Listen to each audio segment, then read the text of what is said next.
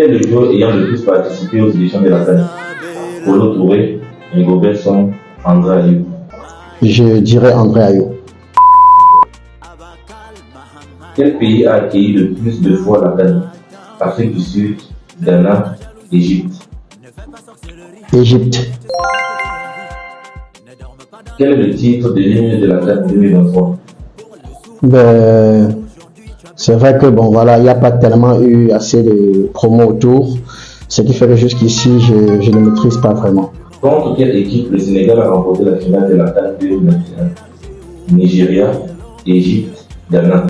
L'Égypte. Quelle équipe a pour surnom les requins de la mer Rouge? Gambie, Djibouti, Madagascar. Madagascar. Quelle équipe a pour surnom Chipolopolo? Togo, Afrique du Sud, Zambie. La Zambie. Quel est le plus vieux joueur à avoir participé à une Coupe d'Afrique des Nations? Essam El Hadari, Roger Mila, Laurent Koukou. Laurent Koukou. Quelle équipe a le plus grand nombre d'échecs en finale de la compétition? Ghana, Côte d'Ivoire, Cameroun. Ghana. Quelle est l'édition de la CAN où il y a le plus grand nombre de buts marqués? CAN 2002, CAN 2008, CAN 2021. CAN 2021. Quel est le joueur ayant participé à le plus grand nombre de matchs lors d'une compétition de CAN? Samuel Eto'o, Didier Drogba, Rigobert Song. Samuel Eto'o. Je connais bonne réponse.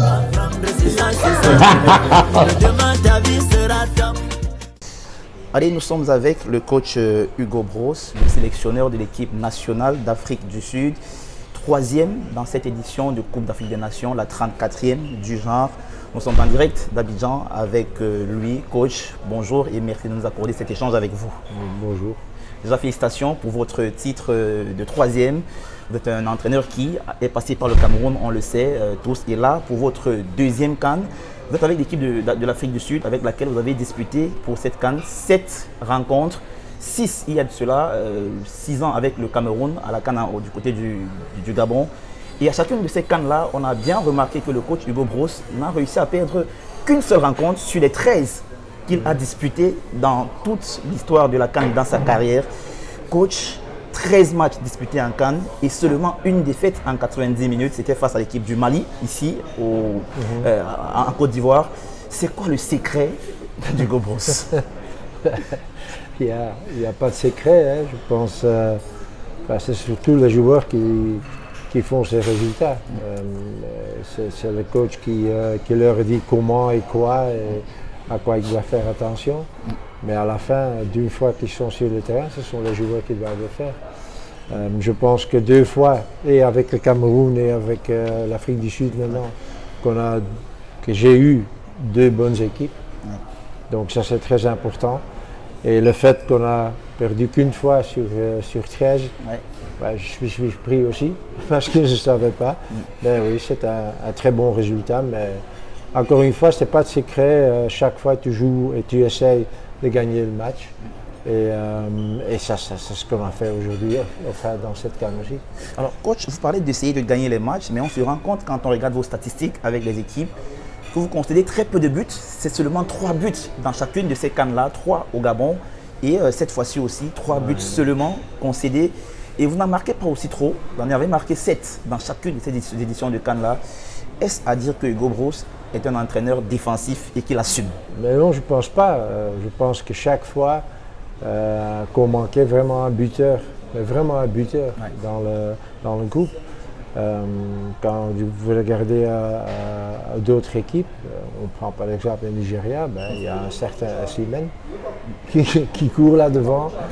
Quand tu vas voir le Sénégal par exemple, il y a Mané. Donc on n'a pas ces joueurs-là. Et on n'a pas surtout, on n'a pas un buteur. Un peu moins peut-être à chose au Cameroun. Mais là, Aboubakar n'était pas vraiment dans son meilleur état, même qu'il a marqué le but décisif dans le final. Mais ici, et ça c'était un petit peu, comment dirais-je, le point faible du football sud-africain, qu'on n'a pas vraiment de buteur. On cherche. On a des bons joueurs, on a des bons attaquants, Mais on manque vraiment ce buteur et c'est peut-être à cause de ça qu'on n'a pas marqué beaucoup, ni avec le Cameroun, ni avec l'Afrique du Sud maintenant. Mais je ne suis surtout pas un entraîneur qui joue défensivement. Moi, je veux jouer offensif et je pense, quand vous voyez le match contre le Maroc, quand vous voyez le match contre le Nigeria, on ne peut pas dire qu'on a vu une équipe qui était défensive. Alors, coach, si vous manquez souvent d'attaquants tueurs dans vos compétitions du côté de l'Afrique, il y a cependant qu'on constate que dans chacune des CAN auxquelles vous avez participé, vous avez eu le meilleur gardien de la compétition. En 2017, c'était Fabrice Ondo avec le Cameroun. Et là, c'est Ronnie Owen avec l'Afrique du Sud. Est-ce que ce n'est pas aussi là le secret de la réussite de Brosse en Afrique? Ils ont joué un rôle très important. Aussi, Ondoa en 2017, je me rappelle encore le deuxième match de phase de groupe contre le Gabon. Il a fait des super arrêts. Il prend un penalty de Mané dans le match contre le Sénégal. Donc il a été décisif. Et je pense qu'on peut dire, et peut-être encore plus, de Ronwen, ce qu'il a fait ici à cette CAN. Je me rappelle à la dernière minute contre Cap-Vert, il chauffe une occasion, il prend 4 penalties. Et il fait encore une fois 2 contre le Congo. Donc, il a été élu meilleur buteur comme Ondoa.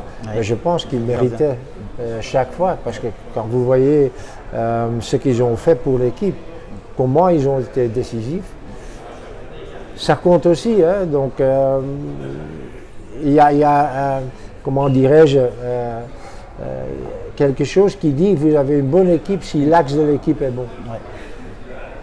Et tu vois, dans chaque équipe ou dans chaque très bonne équipe, tu as toujours l'axe qui est très bon. Ça commence avec le gardien.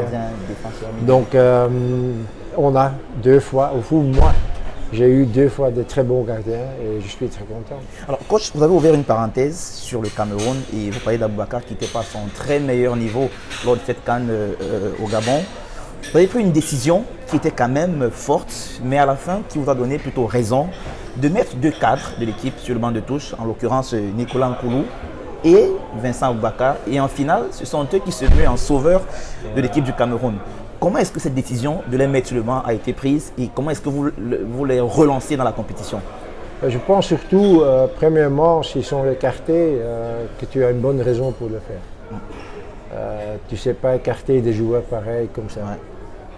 Donc là, il faut une très bonne raison. Au Cameroun, Aboubakar n'était pas vraiment dans ses meilleurs états. Il a joué les 2 premiers matchs, mais très faibles. Et j'ai eu un entretien avec lui. Il avait compris. Mais parce qu'il avait compris, il a su être décisif dans la finale. Donc son moral était encore bon. Et avec Nkoulou, on avait un gars et je vais oublier son nom. Teke, pardon, oui. Il jouait des matchs, de très bons matchs. Alors là, il faut pas changer. Mais Nkoulou avait compris le moment qu'on avait besoin de lui, et dans le match contre le Gabon, et dans le match contre l'Égypte, après 20 minutes de blessure de Teke, il a fait son boulot. Et sa preuve aussi, et ça c'est le cas aussi ici avec mon équipe, j'ai pas une équipe de 11 ou 13 ou 14 joueurs, j'ai une équipe de 23 joueurs. Et ceux qui sont sur le banc sont aussi importants que ceux qui sont sur le terrain. Et ça, c'était le cas avec le Cameroun, mais certainement aussi avec l'Afrique du Sud. Et je leur ai dit, je pense après le match contre le Maroc, que j'étais vraiment très content du résultat, mais encore plus content de la réaction des joueurs qui étaient sur le banc. Donc on était vraiment une équipe de 23 joueurs. Et ça, oui, c'est peut-être aussi un petit peu mes mérites de former cette équipe-là. Mais ça, c'est très important, surtout dans un tournoi. Si vous avez quelques joueurs qui sont sur le banc, qui ne sont pas contents, c'est pas bon. Donc, de ce côté-là, oui, j'ai eu, peut-être dire, la chance d'avoir 2 fois une très bonne équipe. Vous avez eu 2 fois de bonnes équipes, comme vous le dites, coach, mais on a remarqué quand même, après vous allez corriger si on se trompe, que que l'équipe sud-africaine que vous aviez cette fois jouait mieux encore que celle du Cameroun en termes de production collective et même de maîtrise dans le jeu. C'est quoi la différence entre ces deux équipes, celle du Cameroun de 2017 et celle de l'Afrique du Sud pour cette année? Ben, je pense, même si j'ai formé l'équipe camerounaise, ben, il y avait plus de joueurs qui étaient déjà habitués de jouer dans cette équipe. Ouais. Donc on ne s'est pas vraiment changé tout. Il y a la qualité des joueurs, il y a la façon de jouer, le style du joueur. Oui. Puis c'est pas surtout pas un coach d'une équipe nationale parce qu'il n'a pas le temps de le faire. Oui. Il y a que quelques fois par an où on est ensemble pendant une semaine et c'est fini. Mais ici en Afrique du Sud, j'ai vraiment refait une nouvelle équipe. Okay. Quand je suis arrivé ici, il y avait beaucoup de vieux joueurs, si on peut dire, des joueurs de 30 et plus. Et j'ai tout changé. J'avais beaucoup de critiques, j'ai reçu beaucoup de critiques en Afrique du Sud parce que j'ai laissé ces anciens joueurs à côté et j'ai pris des jeunes ou des moins vieux et des joueurs de petites équipes aussi. Et ça fait comment dirais-je, un effet drôle en Afrique du Sud parce que personne n'était content. Donc j'ai formé cette équipe-là. C'est peut-être à cause de ça, parce qu'un jeune joueur, tu peux encore changer. Oui. Et c'est peut-être une marge de progression encore. Voilà, c'est à cause de ça qu'on a construit petit à petit et on est arrivé à cette équipe-là qui a maintenant joué la CAN et qui doit encore progresser. Certainement, on n'est pas encore au bout du filet. Il y a encore une progression à faire si on veut se qualifier pour la Coupe du Monde. Vous avez rencontré dans votre parcours des grosses équipes, le Mali, le Maroc, le Nigeria. Qu'est-ce qui a manqué à l'Afrique du Sud pour se hisser au moins en finale dans cette compétition, coach? Ben, je pense l'expérience. C'est très important de savoir qu'est-ce qui se passe sur une CAN. Ouais. J'ai eu moi-même l'expérience, donc les premiers matchs à la CAN avec le Cameroun, j'étais surpris. Ouais. Je disais, mais c'est quoi ça ici? Donc chaque équipe joue pour sa vie. Hein. C'est très intense et je comprends. Ces joueurs-là, les joueurs africains, ils savent qu'une bonne prestation leur fait un transfert vers l'Europe ou dans une bonne équipe. Ouais. Et ça, c'est leur but. Donc ils sont très, très, très motivés. Ici, on avait une équipe sud-africaine où il y avait beaucoup de joueurs qui étaient pour la première fois sur une CAN. Donc là, il faut l'expérience, c'est peut-être ça qu'on a manqué un petit peu ce CAN-là, mais aussi lucidité. Ouais. Quand vous voyez contre le Nigeria à 2 minutes de la fin, on a une occasion, vraiment, tu ne sais pas rater ça, mais on rate. Ouais. Et je ne vais certainement pas reprocher ça aux joueurs, mais ça se passe. Et ça, c'est parfois l'expérience qui fait la différence. Alors, coach, après la séance de tir au but face au Cap-Vert, il y a un de vos amis qui s'appelle Claude Leroy, qui sur les antennes de nos confrères de Canal+, vous félicitait et se demandait ce que vous faisiez dans l'approche des séances de tir au but. Alors, il dit que lui, par exemple, a perdu les séances de tir au but parce qu'il avait laissé les joueurs choisir eux-mêmes qui va tirer et à quel moment. Et vous avez réussi cette séance-là et il se demandait si vous laissiez aux joueurs de choisir eux-mêmes ou alors c'est vous qui désignez vous-même les joueurs qui tirent et à quel moment est-ce qu'ils tirent? Non.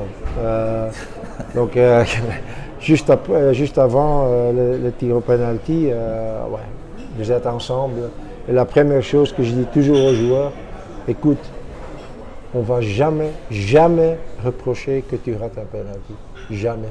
Même si c'est un penalty décisif, jamais on va te reprocher ça. Ouais. Parce que c'est vraiment une situation très, très, très, très différente de tous les autres. Ouais. Tu ne sais pas t'imaginer ça quand vous n'avez jamais tiré un penalty dans un tournoi pareil pour un match si important. Donc, d'abord, ça, je pense qu'eux, ils doivent savoir que, OK, si moi je tire le penalty et je rate, il n'y a personne qui va me reprocher ça.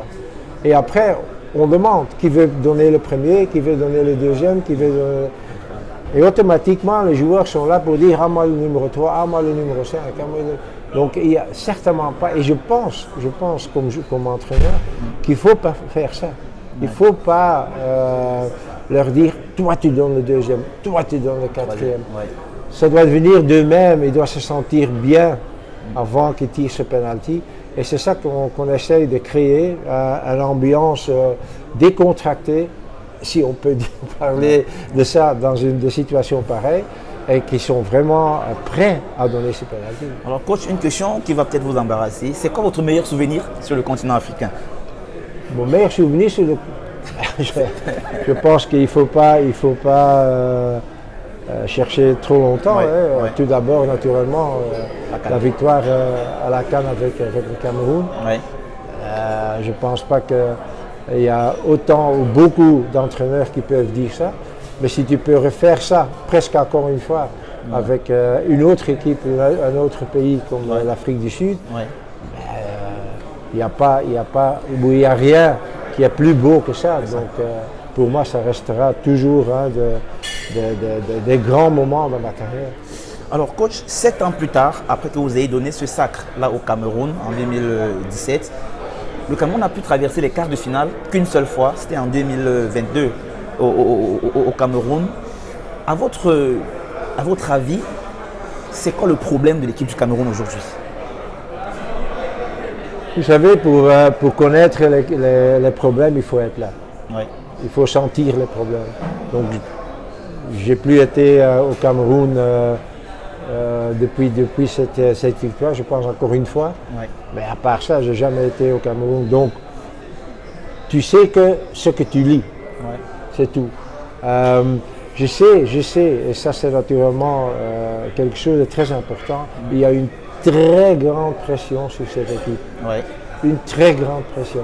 Et chaque fois qu'ils vont à la CAN, à chaque fois qu'ils vont à la Coupe du Monde, Ouais. La CAN, il faut gagner. Il faut gagner la CAN. Donc il n'y a aucune discussion. Ouais. On va à la CAN pour gagner. Donc c'est pas évident pour les joueurs. Ouais. Et je pense que moi j'ai réussi en 2017 de tenir cette pression en dehors de l'équipe. Et ça a été très important. Parce que si chaque fois tu commences à ce match et tu sais que oui, si on ne gagne pas, qu'est-ce qui va se passer? Ici, c'est très difficile. Et c'est surtout ça, je pense, un grand problème avec le Cameroun, qu'on met vraiment une très grande pression sur cette équipe quand ils commencent une CAN ou quand ils vont à la Coupe du Monde. Coach, avec du recul, est-ce que vous avez le sentiment que le football camerounais a beaucoup régressé?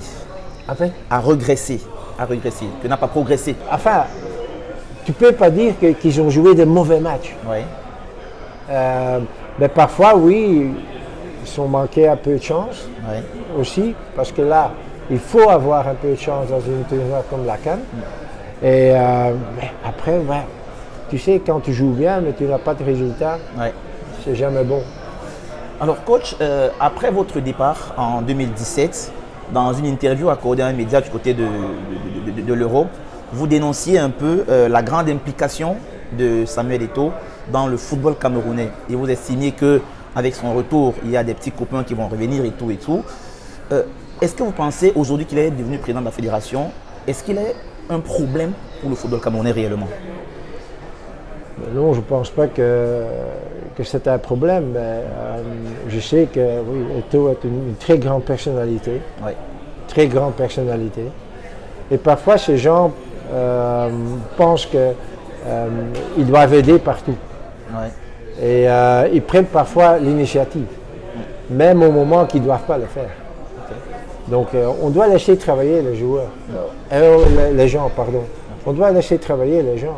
On ne doit pas toujours, et même s'il a l'expérience, parce que ça a été vraiment un très grand joueur, mais là, il faut se distancier un petit peu. Et je pense que ça, c'est un peu le problème d'Eto'o. Eto'o veut faire du bien, vraiment du bien pour son pays. Mais parfois, il est trop sur l'affaire. Ouais.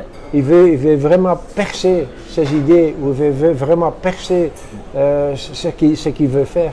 Et ça, c'est pas toujours bien.